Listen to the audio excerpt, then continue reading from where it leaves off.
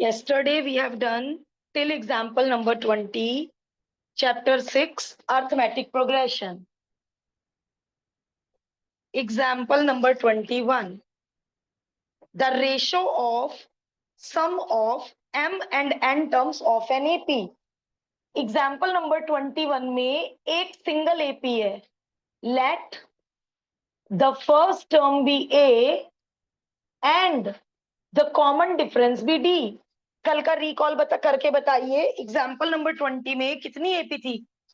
कल 2 एपीज थी. तो आपने एक एपी के लिए स्मॉल डी यूज किया था और दूसरी एपी के लिए कैपिटल डी यूज किया था. कल दोनों एपी की एन टर्म्स का सम लिया था, बट आज एक ही एपी की एम टर्म्स का सम लेना है. एंड एन मतलब 20 टर्म और 30 टर्म या 20 टर्म और 22 term. Ratio of sum of m terms to the ratio of sum of n terms is this. पहले आप 1 मिनट लगाकर कल वाले एग्जाम्पल और आज वाले एग्जाम्पल में डिफरेंस बताओ क्या था. दोनों एग्जाम्पल को कंपेयर करो जरा. पहला डिफरेंस, एग्जाम्पल 20 में 2 एपी थी, एग्जाम्पल 21 में 1 एपी है. दूसरा डिफरेंस, कल दोनों एपी की एन टर्म्स का सम लिया था, आज एक ही एपी की एम टर्म्स ली है और उसी एपी की एन टर्म्स ली है. तो ये फर्क है दोनों में. और आज हमें निकालनी है उसी एपी की एमएथ टर्म और एनएथ टर्म का रेशो. ये मेरा रफ वर्क होता है. This is my rough work. ये हमें पता करना है. अब क्योंकि इसमें देखो 2a प्लस, आज हम इसमें मेथड चेंज कर रहे हैं. कल आपको याद है आपने n-1 की जगह 35 पुट कर दिया था. आज हम मेथड चेंज कर रहे हैं. रीजन सुनो मेथड चेंज करने का. रीजन सुनो, इसके पीछे रीजन है कि मेथड क्यों चेंज कर रहे हो. कल यहाँ स्मॉल डी था और यहाँ कैपिटल डी था. चार अननोन थे कल. तो आज वाला मेथड एग्जाम्पल नंबर 20 में नहीं लग पाएगा. आज हम लोग क्या करने वाले हैं? हम लोग क्रॉस मल्टीप्लाई करने वाले हैं. n by both of these, n by both of these, n को अंदर भेज देते हैं, and m by both of these. But कल हमने ऐसे नहीं किया था. कल हमने जबरदस्ती 2 कॉमन लिया था. कल के मेथड से भी हो जाएगा, बट आज डिजिट्स नहीं है. कल आपने क्या किया था? n-1 को 35 क्यों पुट किया था कल? क्या मुझे सही याद है? 35. कल हमने n को 35 क्यों पुट किया था? क्योंकि n को 35 पुट करने से n-1/2 17 हो गया था. हमें 17d चाहिए था. तो कल डिजिट वाला क्वेश्चन था, आज डिजिट वाला क्वेश्चन नहीं है, इसलिए हम इस तरीके से कर रहे हैं. ए वाले एक साइड 2a कॉमन, डी वाले एक साइड, डी वाले एक side, mn cancel, 2a n-m d. अरे वाह, ये ब्रैकेट भी कैंसिल. ये तो डी और ए में रिलेशन ही आ गया. कल कैसे आता ये रिलेशन? कल क्वेश्चन में स्मॉल ए भी था, कैपिटल ए भी था, स्मॉल डी भी था, कैपिटल डी भी था. कल 2 एपी थी, आज 1 एपी है. तो यदि एग्जाम में इन दोनों एग्जाम्पल में से कोई भी आता है तो आप रिकॉग्नाइज कर लेना कि एग्जाम्पल 20 है या 21 है. आशय कर चुके हैं. नेक्स्ट ट्राई कर लो.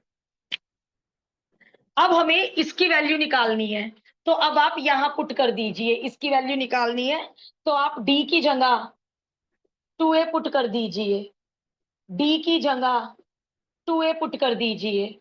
a आप कॉमन ले लो, a आप कॉमन ले लो. a हमने कॉमन ले लिया, a से a कैंसिल हो गया. और देखो यही रिक्वायर्ड आंसर है. This is the required answer. ये किसकी रेशो हुई? ये किसकी रेशो है? mth term ratio nth term की रेशो आ गई. तो जरा मुझे बताइए, टिपिकल तो नहीं लगा? रिदम आपको समझ आया? टिपिकल तो नहीं लगा एग्जाम्पल 21? नहीं मैम, आ गया। ओके,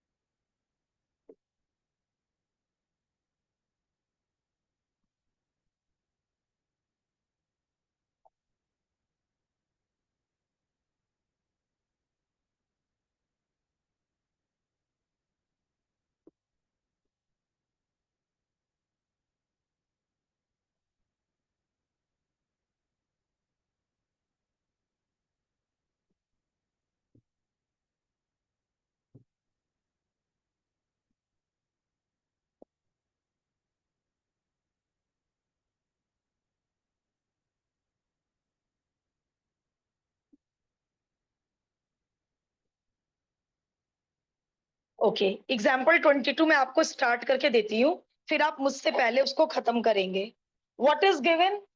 गिवन है पी टर्म्स का sum small A, Q terms का sum small B, R terms का sum small C. We have to prove LHS is equal to 0. I have copied the LHS and I have to prove LHS comes out to be 0. तो देखो मैं आपको start करके देती हूँ। अब अरे स्मॉल ए तो इन्होंने यूज कर लिया, अब मैं फर्स्ट टर्म को स्मॉल ए नहीं ले पाऊंगी क्योंकि पी टर्म्स को ऐड करके स्मॉल ए आ रहा है। तो अब आपको फर्स्ट टर्म के लिए लेटर चेंज करना पड़ेगा। कॉमन डिफरेंस के लिए आप स्मॉल डी यूज कर सकते हैं, बट सिमेट्री बनाने के लिए सिमेट्री कैपिटल डी यूज कर लो। स्मॉल डी तो इन्होंने कहीं यूज नहीं किया, बट सिमेट्री बना ली हमने कैपिटल लेटर यूज करके। चलिए पी टर्म्स के सम का फॉर्मूला बोलिए। पी बाई टू, अरे अरे स्मॉल ए यूज कर लिया, कैपिटल ए। अब आप देख रहे हो मैं इंप्लाइज दैट लगा रही हूँ, और नहीं तो आप नेक्स्ट स्टेप में लिखिए यदि इंप्लाइज दैट नहीं लगाना है।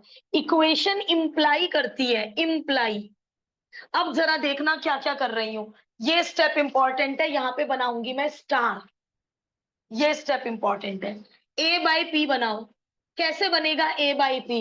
इस पी को ए के नीचे भेज दो। अब ये जो 1/2 है, इस 1/2 को अंदर भेज दो। क्या बनेगा 1/2 अंदर जाकर? 2a into 1/2 and this into 1/2। ये इक्वेशन समझ आई क्या? ऑनेस्टी से बताना। क्यों भेजा मैंने इस p को a के नीचे, क्यों भेजा? LHS में मुझे a अपॉन p चाहिए, इसलिए भेजा। और बाहर जो 1/2 था उसे अंदर मल्टीप्लाई कर दिया। पक्का समझ आया ये स्टेप? अब मुझे बताओ SQ से क्या बनेगा, स्टेप बताओ। आप लोग ऐसे लाइन नहीं लगाएंगे, आप लोग स्टेप लिखेंगे। D/2 और क्या आ जाएगा? B upon Q। और SR से क्या बनेगी इक्वेशन? इधर क्या आ जाएगा? Small c by R. तो आप ये फेयर में कीजिए, मैंने जो ये ऐसे डैश में कर दिया, आप इसको फेयर में करो। और अब इन तीनों की वैल्यू, इन तीनों सर्कल की वैल्यू इन तीनों सर्कल की जगह पुट करो। मैं आप सबको 2 मिनट दे रही हूं, क्योंकि लेंथी क्वेश्चन है। ये पूरा स्टेप ढंग से करना है, बिल्कुल बहुत हिसाब से, बहुत अच्छे से।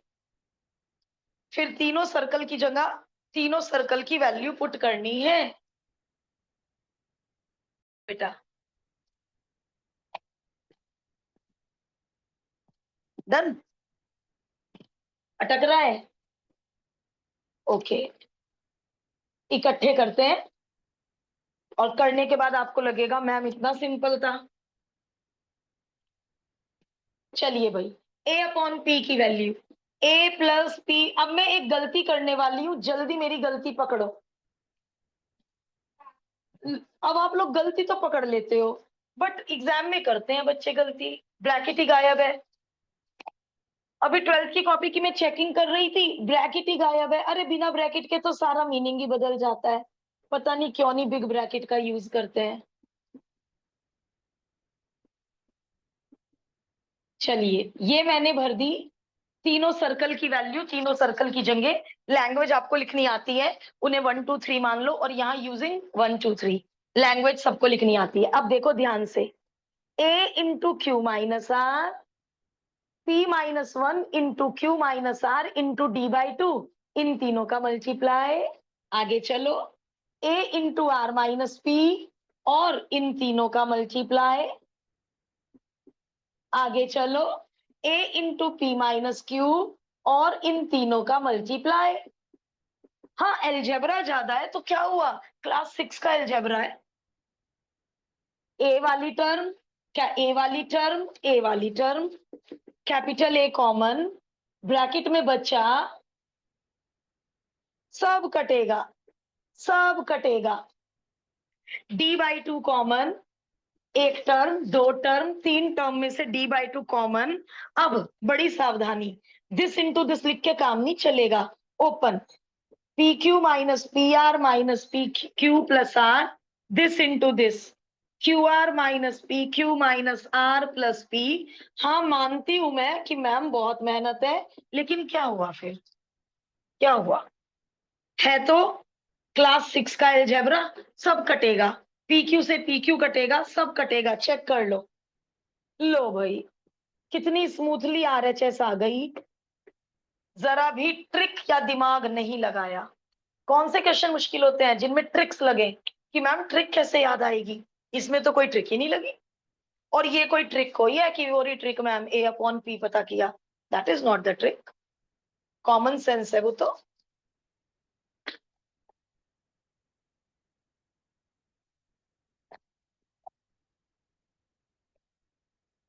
आश्रय इतने सुस्त क्यों हो रहे हो, एवरीथिंग ओके, दिन में सोने की हैबिट है।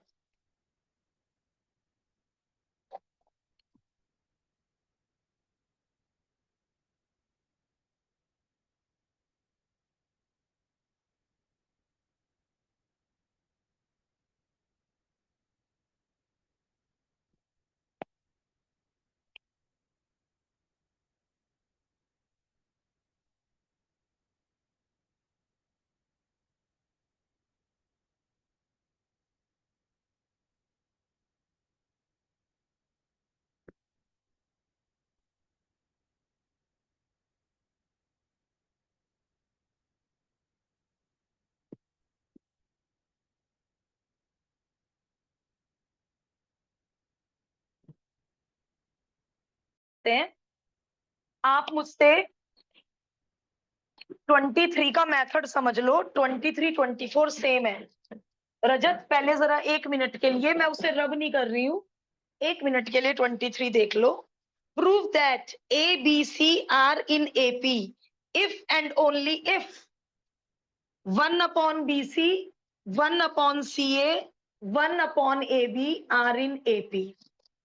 ए बी सी को एपी में दिखाओ, ए बी सी को एपी में दिखाओ। जब ये तीन नंबर एपी में कब होंगे, इफ एंड ओनली इफ, यदि, यदि और यदि, इफ एंड ओनली इफ, ये तीनों एपी में कब होंगे, जब second minus first is equal to third minus second. AP का कॉमन रूल, कॉमन सेंस, ये तीनों एपी में कब होंगे, जब second minus first is equal to third term minus second term. That is if and only if, LCM, LCM, LCM सबको आता होगा। एबीसी से एबीसी कैंसिल, अरे वाह, आपने तो second term minus first term, यानी आपने क्या दिखा दिया, A B C are in AP. बस हर स्टेप में इफ एंड ओनली इफ लिख देना कि ये एपी में होंगे जब ऐसा होगा, जब ऐसा होगा, जब ऐसा होगा, यानी जब ऐसा होगा, यही साबित करना था, यही साबित करना था, इसी बिल्कुल सेम पैटर्न में 24 कीजिएगा। अच्छा चलो, एक एक्स्ट्रा नॉलेज लो, ये तो हो गया एमएल अग्रवाल मेथड, एक एक्स्ट्रा नॉलेज लो बेटा। हमने प्रॉपर्टीज की थी, हमने प्रॉपर्टीज की थी, सुनो गैल्विन, जब एक कांस्टेंट नंबर सारे नंबर्स में ऐड करो तो नए नंबर्स भी, जब कोई कांस्टेंट नंबर हर नंबर में ऐड कर दो तो नए नंबर्स भी एपी में होते हैं। कांस्टेंट नंबर सब्ट्रैक्ट कर दो, मल्टीप्लाई कर दो, डिवाइड कर दो। मैं तीनों को ए बी सी से मल्टीप्लाई कर रही हूं। I am multiplying all the three numbers by A B C. तो ये नए तीन नंबर भी यहां लिख देंगे। क्या लिख देंगे? Multiply all the three numbers by A B C. A B cut गया, सॉरी, बीसी बीसी कैंसिल। क्या प्रूव हो गया? लेकिन इतना इजीली ये वाला प्रूव हो गया। बाकी सब तो इतने इजीली प्रूव नहीं हो पाएंगे कि मैं किसी नंबर से तीनों को मल्टीप्लाई कर दूं और मेरा रिजल्ट आ जाएगा। ये ज्यादा इजी टर्म्स थी, इसलिए ये ऐसे भी हो गया। और इस तरह मोस्टली क्वेश्चन हो जाते हैं। क्या किया? ये जो नंबर ए बी में दे रखे हैं उनमें B minus A is equal to C minus B का लॉजिक लगाया और सॉल्व करते करते अपने आप जो चाहिए वो खुद ब खुद क्रिएट हो गया। तो both the methods are correct. Now take your time. Example 23 करने के बाद 24 कोशिश करिएगा।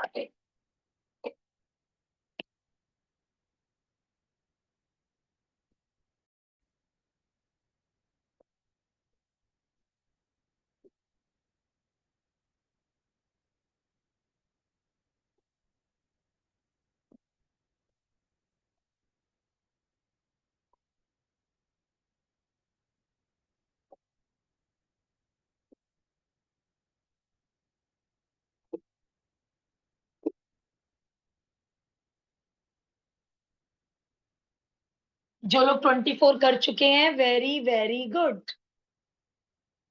These three numbers are in AP, are in AP। और ये AP में तब होंगे if and only if, implies that भी लगा सकते हो। ये AP में तब होंगे जब second term minus first term is equal to third term minus second term. That is if and only if LCM लेना सबको आता है, साइन ध्यान से चेंज कर देना, थोड़ी सी लापरवाही क्वेश्चन गलत, बिल्कुल लापरवाही ना हो जाए। If and only if. अरे ये तो सी प्लस ए भी गया, बहुत ही बढ़िया, बहुत ही आसान हो गया ये तो। Cross multiply A B minus A square, cross multiply. अच्छा ये तो फॉर्मूला भी बन रहा था, C plus B C minus B, ये तो आइडेंटिटी बन रही थी, ये भी आइडेंटिटी बन रही थी, B plus A B minus A. अरे यही तो चाहिए मुझे, A square B square C square are in AP, यही चाहिए मुझे। Second minus first is equal to, ये तो ऑटोमेटिकली आ गया। तो भाई ये तो 23 24 बहुत इजी निकले, बहुत इजी, बढ़िया। एपी में सबको मजा आ रहा होगा, जीपी में भी मजा आएगा। जीपी भी बहुत इंटरेस्टिंग है, हाँ नया टॉपिक है, 10th में नहीं किया, बट एपी जितना ही इंटरेस्टिंग है।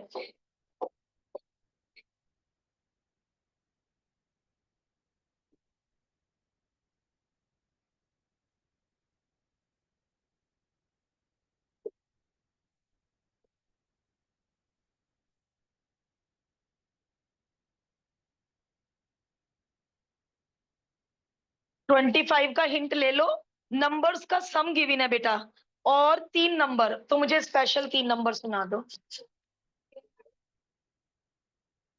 और जब सम गिवन होता है तो ये, अच्छा ये भी बता दो ये स्पेशल थ्री नंबर क्यों यूज करते हैं? डी कैंसिल हो जाता है और एक ही इक्वेशन से ए आ जाता है। स्पेशल फोर भी सुना दो, रिकॉल कर दो। स्पेशल फोर बेटा लेफ्ट टू राइट जाओ। सबसे पहले ए माइनस थ्री डी, ए माइनस डी, ए प्लस डी, ए प्लस थ्री डी, बस पांचों, पांच स्पेशल नंबर। ए माइनस टू डी, ए माइनस डी, ए, ए प्लस डी, ए प्लस टू डी, ए प्लस टू डी हो तो गया, 5 हो गए।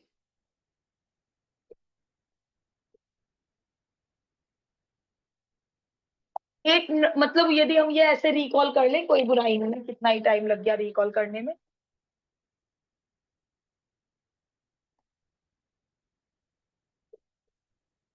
Late special three numbers are A minus T, A plus D.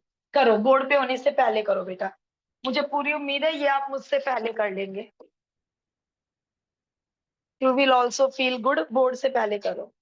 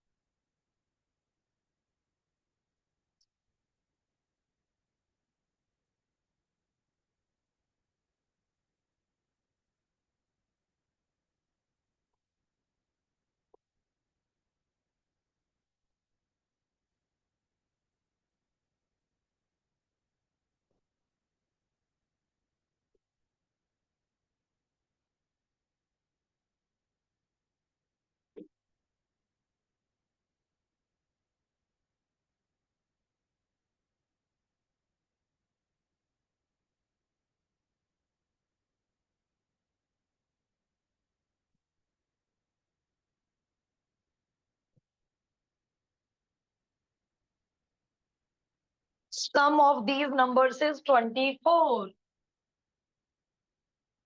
Sum of these numbers is 24.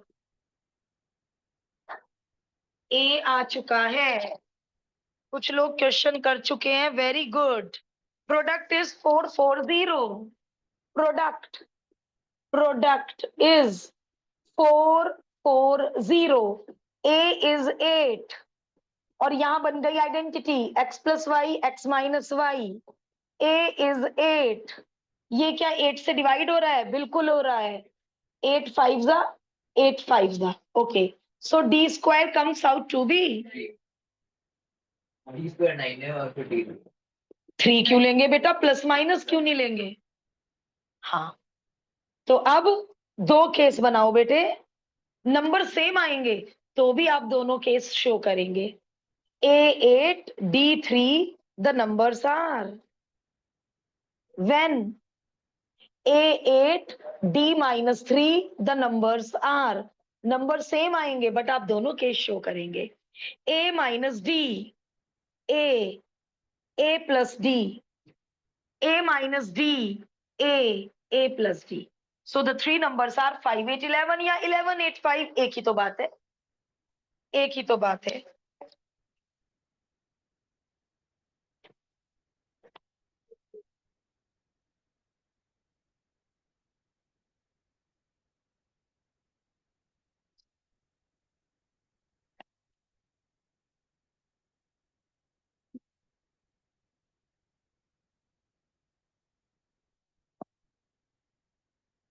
किसी की speed कम है तो बताइए, मैं रुक जाऊंगी।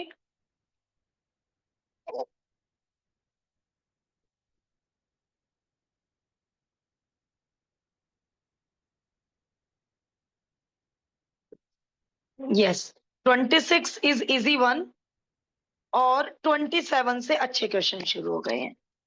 26 आपको बहुत इजी लगेगा, 27 से अच्छे क्वेश्चन शुरू हो गए हैं। क्रिकेट टूर्नामेंट में 8,000 रुपए इनाम के तौर पर रखे गए।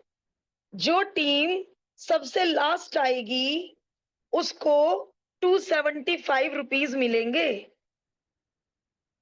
And the award increases by the same amount, यानी common difference is the same for the successive finishing places. How much amount will the first place team receive? Let rupees D is the amount common difference को D ले रही हूं तो language लिखनी पड़ेगी, let rupees D is the amount increased for every successive place, या जो भी कुछ थोड़ी बहुत लैंग्वेज आप अपने आप भी लिख लेना। अब अब रिवर्स एपी बना लो। रिवर्स एपी मतलब जो टीम लास्ट आई उसे मिले 275, तो मैं एपी को रिवर्स कर रही हूं। एपी फॉर्म्ड इज 275, जो सेकंड लास्ट आएगी उसे डी रुपए ज्यादा मिलेंगे, जो थर्ड लास्ट आएगी उसे 2D रुपए ज्यादा मिलेंगे, and up to 16 terms. 16 term क्यों? 16 टीम खेल रही है ना। 2750। अच्छा, न्यू बुक्स में तो फिर टोटल अमाउंट भी 80,000 होगा। हमारी बुक में टोटल अमाउंट है 8,000, है ना। तो ओल्ड बुक और न्यू बुक में डिजिट का फर्क है, करने का तरीका सीखना है हमें। तो क्या मैं अकॉर्डिंग टू क्वेश्चन ये लिख सकती हूँ 8,000 is the total amount, n/2 2 into A plus n-1 into D. इससे कौन आ जाएगा? डी। इससे कौन आ जाएगा? डी। और पूछा क्या है? पूछा क्या है? How much amount will the first place team, जो टीम फर्स्ट आई, डी निकालने के बाद क्या करूंगी? क्या करूं डी निकालने के बाद? जो टीम फर्स्ट आई 16th टर्म निकाल लेंगे। 275 प्लस 16D, नहीं 15D।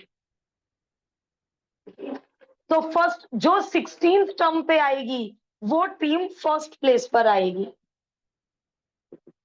275 में 15 इंटू डी, तो लास्ट में लैंग्वेज लिख देंगे कि जो टीम फर्स्ट प्लेस पे आई उसे इतने रुपए मिले। इस क्वेश्चन को दूसरी तरीके से भी कर सकते थे, जो टीम फर्स्ट प्लेस पे आई उसे ए रुपए मिले, सेकंड प्लेस पे डी रुपए कम मिले, थर्ड प्लेस में और लास्ट प्लेस में 275 रुपीज मिले।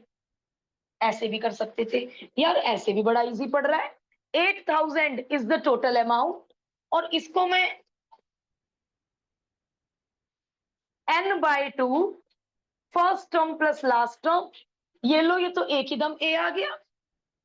यहां भी तो कर सकते हैं, ये डी क्यों निकाल रही हूं मैं? 16/2 first term plus last term, और लास्ट टर्म ही तो कौन है बेटा? लास्ट टर्म ही कौन है? हमने इतना टिपिकल क्यों कर दिया क्वेश्चन को? 8 1 जा 8, 8 1 जा 8, 8 2 जा 16, 8 5 जा 40। ये तो नेगेटिव। अच्छा, 1000 मैंने 8 से रिड्यूस करके लिखा, ओके, और उधर 8 भी लिख दिया। 8 से रिड्यूस भी कर दिया, 8 भी लिख दिया। देखना जरा, सब्ट्रैक्ट 75। तो फर्स्ट वाली टीम को 7, तो ये तो हम, मेरे हिसाब से तो ये काट देना चाहिए। इस वाले फॉर्मूले से पहले मुझे डी निकालना पड़ रहा है, और इस फॉर्मूले से डायरेक्ट पहली टीम का ही पैसे आ गए। और हम इस क्वेश्चन को ऐसे, आप समझ पा रहे हो बेटा? इसमें क्या किया मैंने? जो टीम फर्स्ट आई उसको ए रुपए मिले, सेकंड टीम को डी रुपए कम मिलेंगे, बट उन्होंने इंक्रीजेस वर्ड लिखा था, तो इंक्रीजेस वर्ड लिखा हो तो कोई बात नहीं, तो जबरदस्ती नहीं है, आप प्लस ही लगाएं। Both the methods are correct. पहली टीम को ए रुपए मिले और आखिरी टीम को 275 रुपए मिले। इस क्वेश्चन में तो डी का कोई रोल ही नहीं है।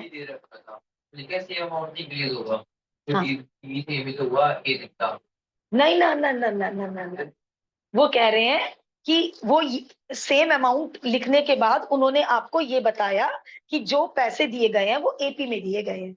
मतलब यदि पहली टीम को, मान लो डी कितना है डिस्कशन का, मैं ओल्ड बुक में देख रही हूँ, मेरा डी 30 है, ओल्ड बुक में डी 30 है।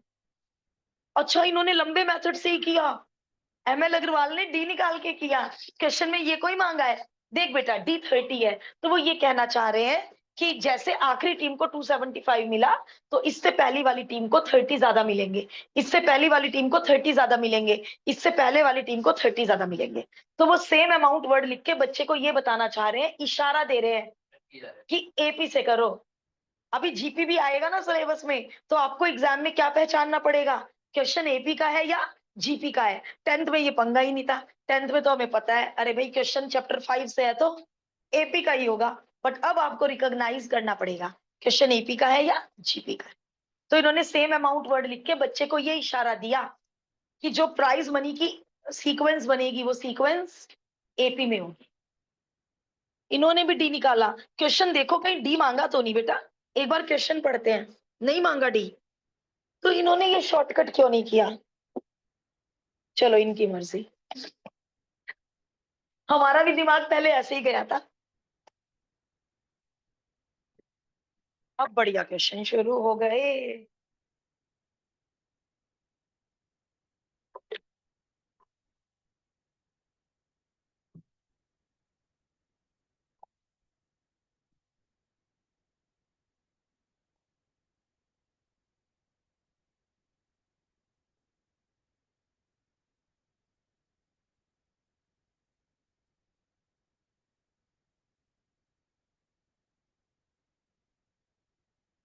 एक मिनट रुक जाते हैं, सब लोग हमारे साथ आ जाएं।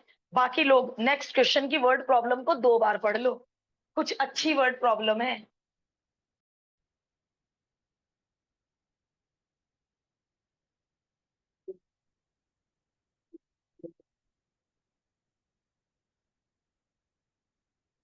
चलिए अब करते हैं बढ़िया एग्जाम्पल। हिंदी बताओ, वर्ड प्रॉब्लम को हिंदी में कन्वर्ट करके दो मुझे। क्या कह रहे हैं, हिंदी में बताओ वर्ड, रोजमर्रा की जिंदगी का क्वेश्चन है, डेली लाइफ, बोलो। हाँ, इतनी देर से क्या कर रहे थे। फॉर एग्जाम्पल ये मेरा घर बन रहा है, बहुत बड़ी बिल्डिंग है, मल्टी स्टोरेड बिल्डिंग, 150 मजदूर काम पे आ गए। अब हर दिन 4 मजदूर काम छोड़ के चले जाते हैं, उन्हें चाय नहीं मिल रही। अगर 150 लोगों को एक में करते हैं, तो अब जब वो छोड़ते जा रहे हैं तो उसमें 8 डेज और लगते हैं। हाँ, आज ये कॉमन सेंस वाली बात हुई। जब हर दिन 4 मजदूर छोड़ के जा रहे हैं, तो यदि ये बिल्डिंग पहले 100 डेज में बन जानी थी, अब कैसे 100 डेज में बन जाएगी। तो वो कह रहे हैं जितने भी दिन में ये बिल्डिंग बन जानी थी, ऐसा होने से अब 8 दिन एक्स्ट्रा लग रहे हैं, 8 डेज फालतू लग रहे हैं। ठीक है, चलो भाई क्वेश्चन की लैंग्वेज तो आप लोगों को समझ आ गई। अब let work be finally completed in N days. ये मैंने एन किसको माना, वर्कर छोड़ के जा रहे हैं, यानी यदि वर्कर छोड़कर ना जाते तो काम N-8 डेज में हो जाता, 8 दिन पहले हो जाता, N-8 डेज में हो जाता। ये मैंने फाइनल डेज माने हैं। तो अब जरा मुझे टोटल नंबर ऑफ वर्कर्स बताओ। देयरफॉर पहले दिन के वर्कर काम पे 150, दूसरे दिन वर्कर काम पे, एंड अप टू, ये कार्यक्रम कब तक, N डेज लिख लो या N टर्म्स लिख लो। ये पहले दिन के वर्कर जो काम पे थे, ये दूसरे दिन के वर्कर, और ये N दिनों तक चला। तो यहाँ पे लास्ट में आएगा जो आखिरी दिन जितने वर्कर थे, 12 थे, 13 थे, 10 थे, 20 थे, जितने भी थे आखिरी दिन।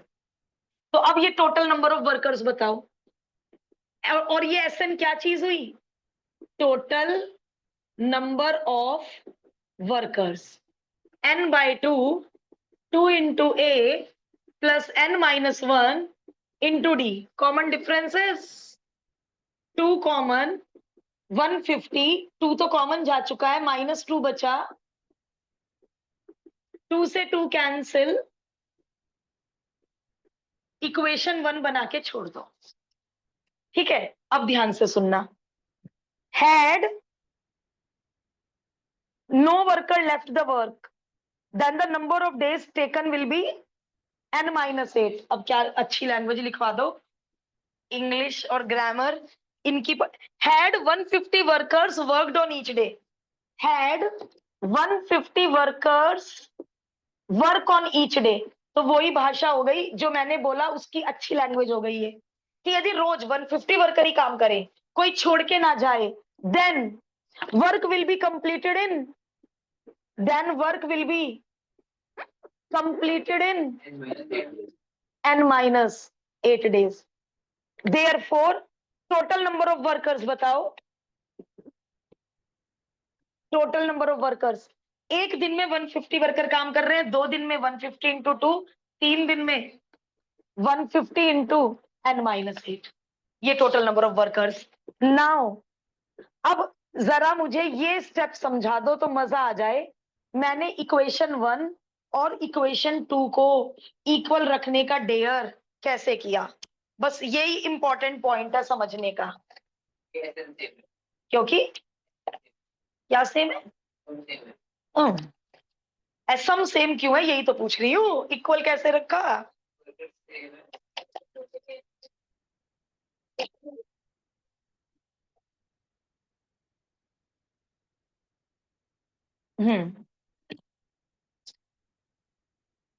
देखो इसको आप इजी भाषा में मुझे ये समझा सकते हो कि मैम बिल्डिंग तो उतने दिनों में ही कंप्लीट होगी ना, यदि इस बिल्डिंग को 1000 लोगों की मजदूरी चाहिए तो 1000 लोगों की मजदूरी चाहिएगी ना, दिन ऊपर नीचे हो जाएंगे। यदि मजदूर कम कम काम पे आ रहे हैं तो दिन ज्यादा लगेंगे, मजदूर ज्यादा काम पे आ रहे हैं दिन कम लगेंगे।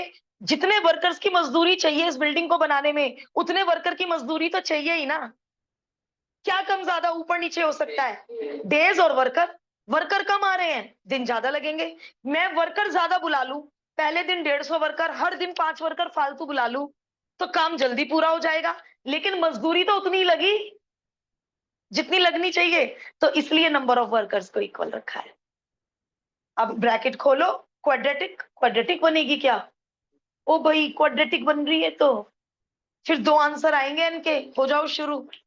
मुझे स्टैंडर्ड क्वाड्रेटिक बना के दो ब्रैकेट खोलकर, और शुरू से करो प्लीज विद प्रॉपर लैंग्वेज। इस क्वेश्चन को अंडर एस्टिमेट नहीं करेंगे, question is to good.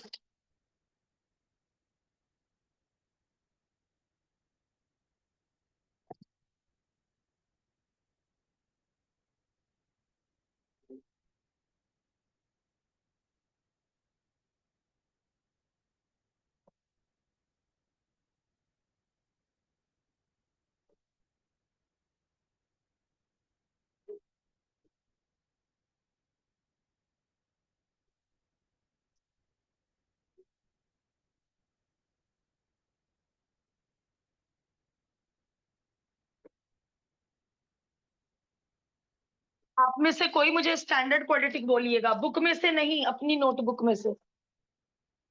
Standard quadratic जो भी सबसे पहले पहुंच जाए।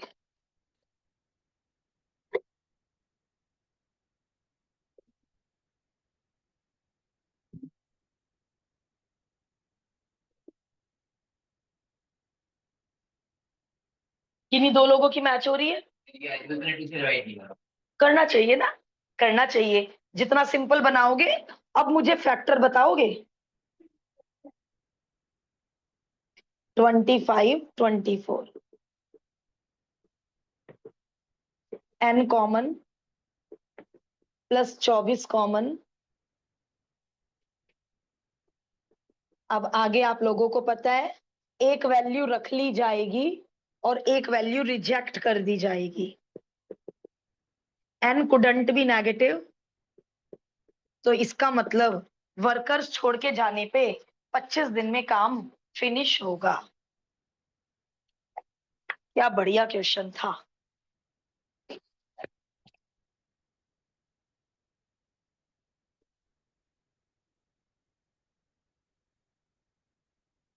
ट्वेंटी एट आज और हो जाएगा। होमवर्क कितने मिल चुके हैं होमवर्क में, 20 मिल चुके हैं होमवर्क में। तो आज का होमवर्क है, चाहे रिमेनिंग 10 कर लेना या रिमेनिंग 14 कर लेना, it's up to you. Exercise पूरी भी कर सकते हो जिससे फिर संडे को आप मेंसुरेशन की तैयारी करते हो। आज कर ले डे डिसाइड। अच्छा कल मैं टेस्ट नोटबुक भी दूंगी, तो कल सब लोग ऑफलाइन ही आना। ऑनलाइन कैसे देखोगे अपनी नोटबुक, कैसे करोगे करेक्शन। तो कल हम पहले एग्जाम्पल पूरे करेंगे 29 और 30, फिर करेक्शन करेंगे। टाइम बचा तो एक्सरसाइज के डाउट्स भी करेंगे, वरना एक्सरसाइज के डाउट्स मंडे तक जाएंगे। Got it.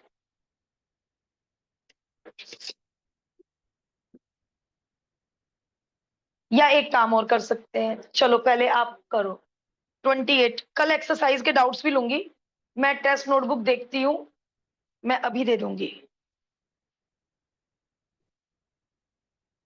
कितना टाइम बचा है? 28। बहुत अच्छा क्वेश्चन है।